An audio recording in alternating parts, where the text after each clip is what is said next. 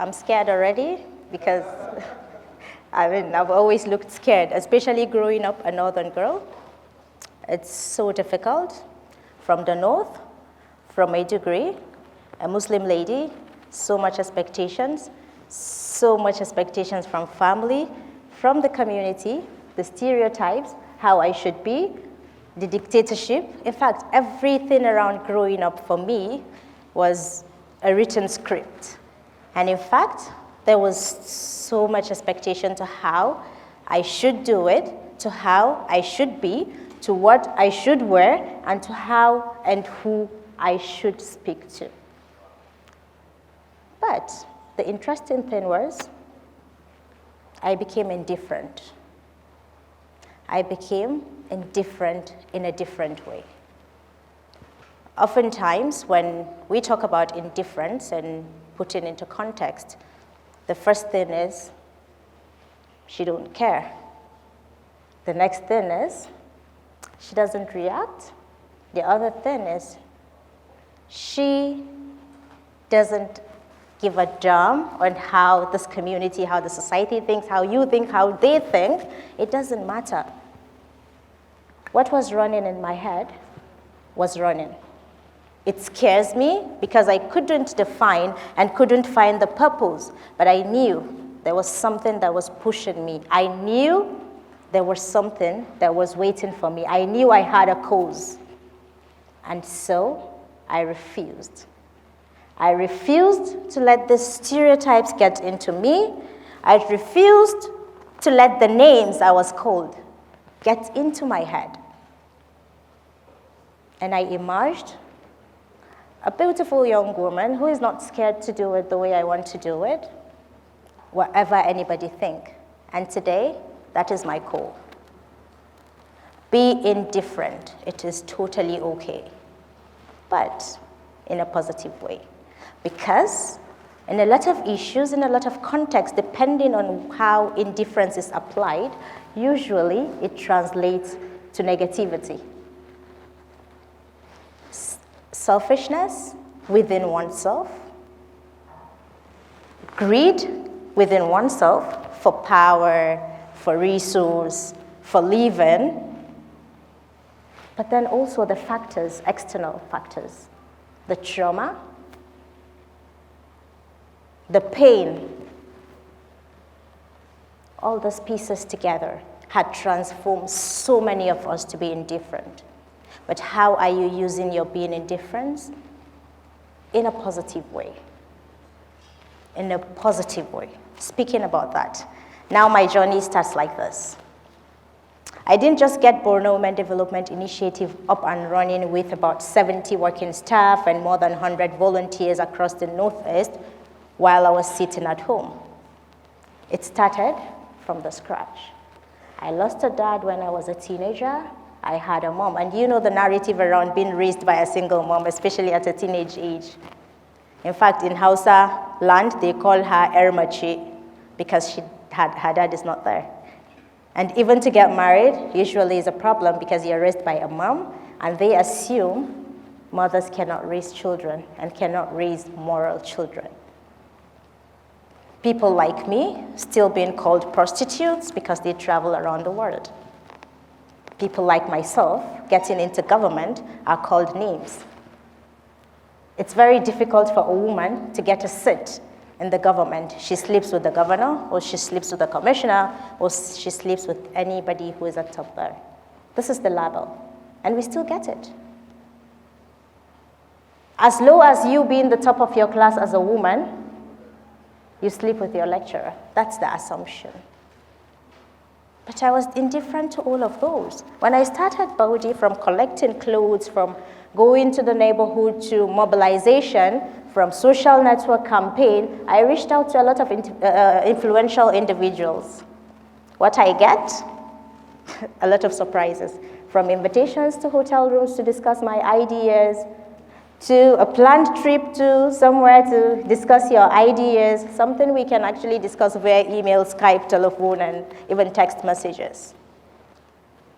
But I did went to some of the hotels to see if the ideas will really be discussed. And then, yes, here I am, sir, with the proposal. Can we talk about it?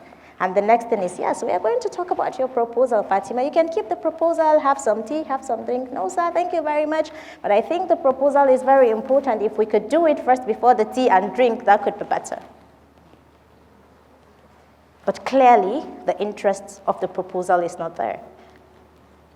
It's not the proposal this time around.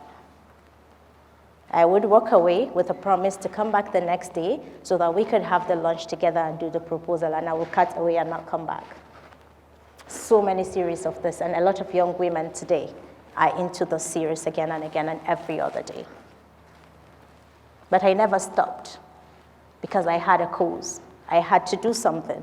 People are suffering. Women and children needs a voice and needs a help as well. And that was me. I started from nothing, established an empire, and today I'm employing young people. And we are supporting lives together at grassroots. I've mentored a lot of young people. A lot today in this room whom are really, really very happy to hear me talk about some of these challenges I had to face.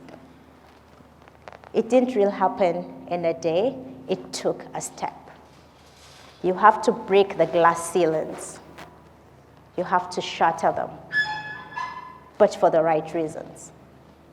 From national prostitute, I became an international prostitute because I started traveling from Maiduguri to Kano, Maiduguri to Abuja. Now Fatima is in Washington. What? I mean, so Fatima has gotten a white person that takes her to Washington. Well, it never got into me. I was so indifferent about it. What you can say what you have to say as long as it's given the result I'm looking at. I don't even care. Not that it doesn't get into me at some point in time, because I do break. I'm a human. I'm a woman.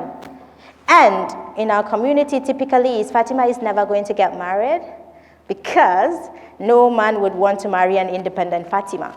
Because Fatima had traveled the world, Fatima had been in Washington, and no, I mean, a lot of things comes to my mother. She's so strong, I tell you.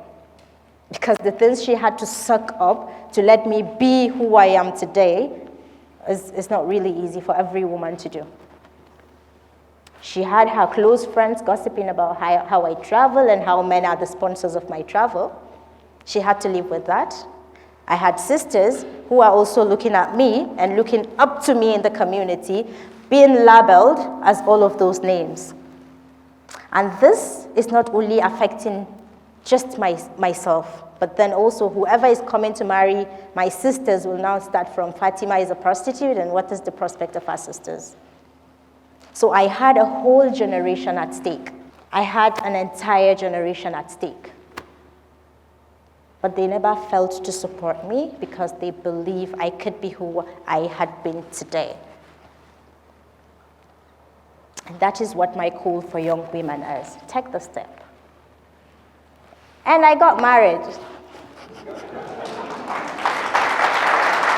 Amen. I got married. So, and the question is now, who is Fatima getting married to? Because there is no sensible man that would marry Fatima after all the stuff that she'd been through. Yeah, I got married. And fortunately, or unfortunately, I could put it that way, the attention I didn't want to drag had to drag me in a way because I married a politician. Sadly and lovely. Yeah, I love the name perhaps for my work, for my connections, but then also I hate to be on the spot.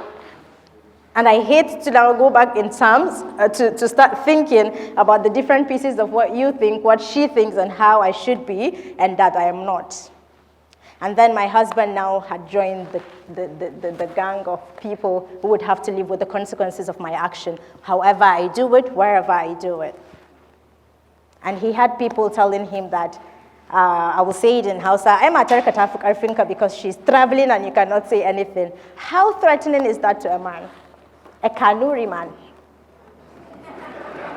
Not just any man. I mean, look at the cycle. A Kanuri man, not just any man. With the love for power, with the love of feeling I control my house, with the love of feeling I run the life of everyone in my house. And then people telling him all the negatives. Right, Africa, you're scared of her. You can't even ask her to do A, B. I mean, he's a man, and he's human. And it got into him at some point. He starts being resistive to what I want to do. And it started getting all messy.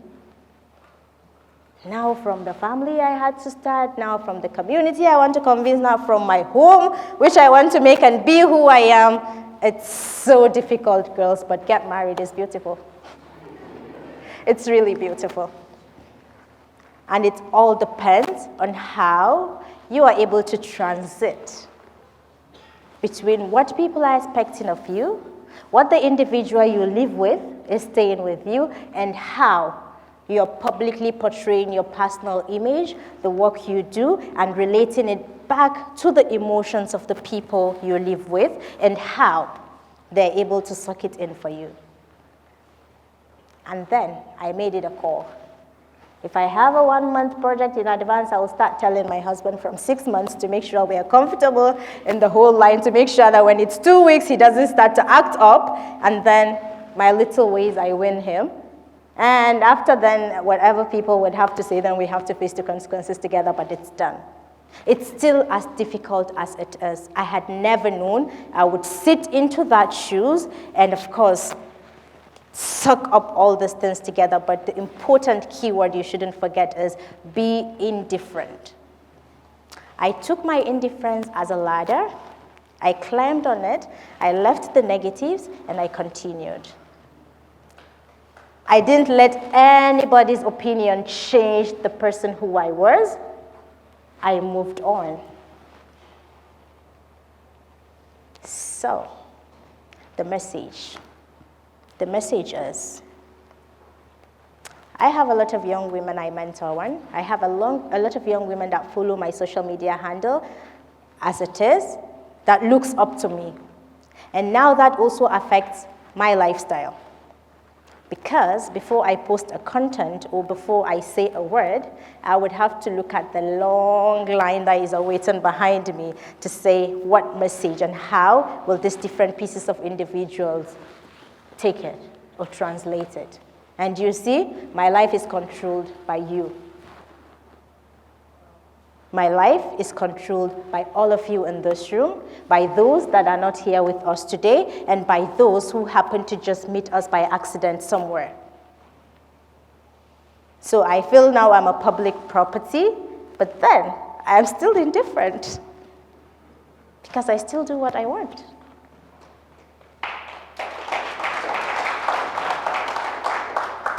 Finally, dear young women, don't think that those glass ceilings are your limitations. Break them.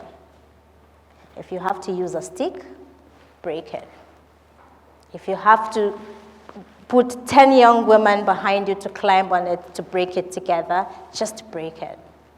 But make sure you don't confine yourself to what the community, to what the society, to what everyone else thinks. If you are doing the right thing, and that connects. You have a cause, you need to answer that call for the cause that you have, and trust me, we will transit out of this context together, building a strong community of young women, of young men, together without getting any label of being a prostitute, because success is easy without young women sleeping with men, without young women going into the bad things people would attribute to yourself. You just need to take a step and start working. Thank you very much.